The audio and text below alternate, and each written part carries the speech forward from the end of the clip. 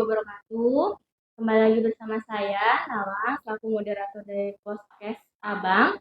Hari ini saya ditemani dengan ahli kesehatan lingkungan kita di Pusat Jawa Barat, yaitu Mbak Rika ya. Halo Mbak Rika. Em, Kali ini podcast kita ini memiliki tema yaitu tentang memusnahkan sampah pada popok sekali pakai ya, karena apalagi ibu-ibu di rumah yang punya bayi atau balita banyak sekali yang sering memakai popok sekali pakai ya. Oke Mbak Rika, kita tanya pertanyaan pertama itu sebenarnya pengertian sampah itu apa sih Mbak? Sampah, kalau untuk pengertian sampah itu yaitu sisa kegiatan dari sehari-hari yang biasa sudah tidak dipakai, sudah tidak digunakan, artinya sesuatu yang sudah dibuang. Oke, untuk kategori sampah itu ada berapa sih Mbak? Sampah itu kategorinya ada 3. Ada sampah organik, sampah anorganik, dan sampah B3. Kalau untuk sampah organik itu sampah yang bisa membusuk dengan sendirinya atau bisa terurai secara tersendiri. Untuk contohnya seperti sisa makanan, kotoran hewan, atau daun-daun kering. Kalau untuk sampah anorganik itu sampah yang tidak bisa terurai dengan sendirinya atau sukar membusuk. Contohnya sampah botol plastik, sampah botol kaca, kaleng-kaleng. Kalau untuk sampah B3 itu bahan beracun dan berbahaya, contohnya kayak pembersih lantai, batu baterai, seperti itu.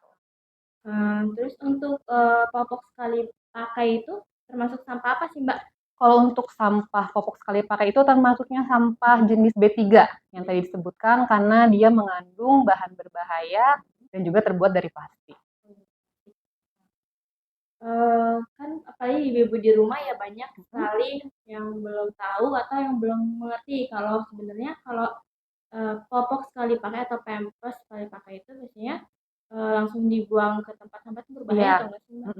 Nah, untuk ini mungkin banyak ibu-ibu yang belum tahu ya. Jadi kalau misalkan untuk popok sekali pakai itu baiknya dibuang dulu kotorannya, dimasukin ke toilet, disiram bersih. Lalu untuk popoknya sendiri jangan langsung dimasukkan ke dalam tempat sampah, tapi dicuci dulu, dicuci, dibersihkan. Setelah itu baru dimasukkan dalam plastik, lalu dibuang ke tempat sampah. Karena kan menghindari untuk terkena orang lain ya. Karena kalau misalkan masih ada kotoran itu kan berbahaya untuk orang lain juga. Terus untuk popok sekali pakai itu boleh nggak sih kalau di masyarakat tuh dibakar atau dikubur, itu boleh nggak sih Mbak? Kalau misalkan untuk popok sekali pakai, ini bukan untuk popok sekali pakai aja ya. Untuk yang lain juga sampah itu tidak diperbolehkan untuk dibakar, apalagi untuk popok sekali pakai.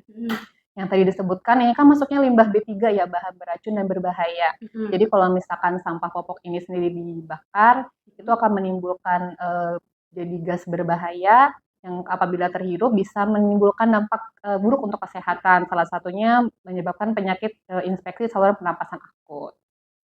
Oke, mungkin pertanyaan saya sudah selesai dari para sobat sehat yang masuk ke DM Puskesmas Pulau Merak, IG-nya ya.